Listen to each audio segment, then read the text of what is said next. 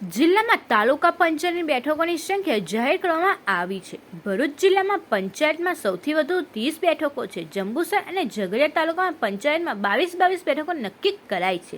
આ ઉપરાંત વાગરા તાલુકામાં 18, હસોદમાં 16, અંકલેશ્વરમાં 26, આમોદમાં 16, વાલિયા અને નેત્રંગ તાલુકામાં 16 બેઠકો રહેશે.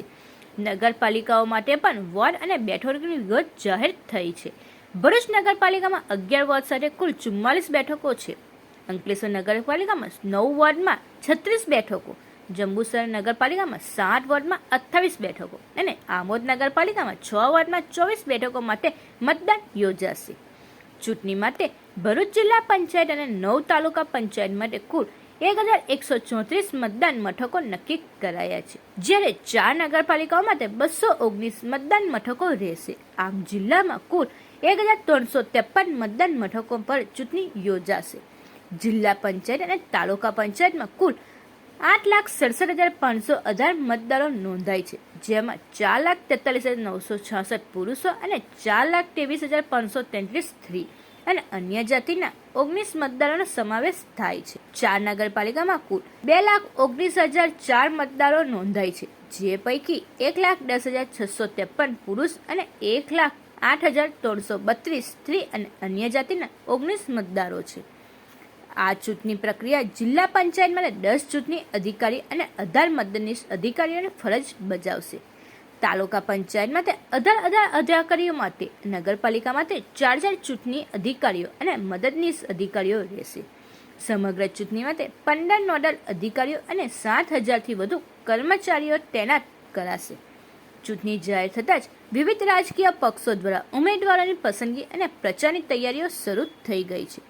જિલ્લા વહીવટીતંત્ર દ્વારા ચૂંટણી પ્રક્રિયા પારદર્શક અને શાંતિપૂર્ણ રીતે સંપન્ન થાય તે માટે જરૂરી વ્યવસ્થા હાથ ધરવામાં આવી રહી છે. આપણે સૌ જાણીએ છીએ એમ ગઈકાલે રાજ્ય ચૂંટણી આયોગ દ્વારા સ્થાનિક સ્વરાજની સંસ્થાઓ માટે ચૂંટણીની જાહેરાત કરી દેવામાં આવી છે. એટલે ગઈકાલથી જ આદર્શ આચારસંહિતા અમલમાં આવી ગઈ છે અને રાજ્ય ચૂંટણી આયોગ દ્વારા જે કાર્યક્રમ આપવામાં આવ્યો છે એ મુજબ ગઈકાલથી એટલે 1/4/2026થી ચૂંટણીની જાહેરાત થયેલી છે. ચૂંટણીની જે નોટિસ પ્રસિદ્ધ કરવાની હોય છે, જાહેરનામું હોય છે, એ 6/4/2026 સુધીમાં પ્રસિદ્ધ કરવાનું થાય છે સંબંધિત આરઓ ચૂંટણી અધિકારી દ્વારા.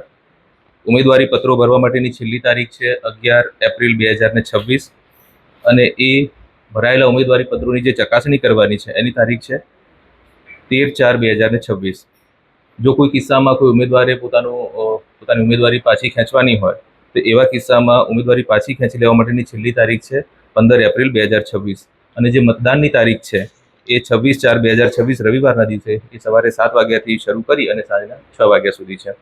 જો કોઈ કિસ્સામાં પુનઃ મતદાન કરવાનું થાય તો એવા કિસ્સામાં 27/4/2026ના રોજ પુનઃ મતદાનની તારીખ આપવામાં આવેલી છે અને મતગણતરી જે છે એ 28 એપ્રિલ 2026ના રોજ છે.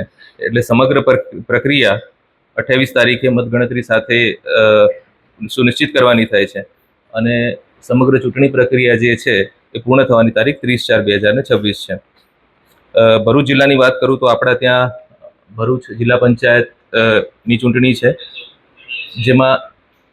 જેમાં એક જિલ્લા પંચાયત ગણીએ તો 34 સીટ આપણી જિલ્લા પંચાયતની છે, 9 તાલુકા પંચાયતોની 182 સીટ છે અને કુલ 4 નગરપાલિકાઓના 33 વોર્ડ અને એના 132 સભ્યો એની ચૂંટણી યોજવાની થાય છે. જે મતદાન મથકો ભરૂચ જિલ્લામાં છે એની આંકડાકીય વિગતો આપું તો તાલુકા જિલ્લા પંચાયતના મતદાન મથકો 1134 છે, જેમાં મતદારોની સંખ્યા 8,67,518 છે, જ્યારે નગરપાલિકાના મતદાન મથકો કુલ 219 છે, જેમાં મતદારોની સંખ્યા 2,19,004 છે. જિલ્લામાં પૂરતા પ્રમાણમાં સ્ટાફ છે ચૂંટણીની સમગ્ર કાર્યવાહીને કરવા માટે. જિલ્લા પંચાયતની ચૂંટણી માટે કુલ 10 જેટલા ચૂંટણી અધિકારી અને મદદનીશ ચૂંટણી અધિકારી 18 જેટલા નીમવામાં આવ્યા છે. તાલુકા પંચાયતની ચૂંટણી માટે 18 ચૂંટણી અધિકારી અને 18 જેટલા મદદનીશ ચૂંટણી અધિકારીની નિમણૂક કરવામાં આવેલી છે.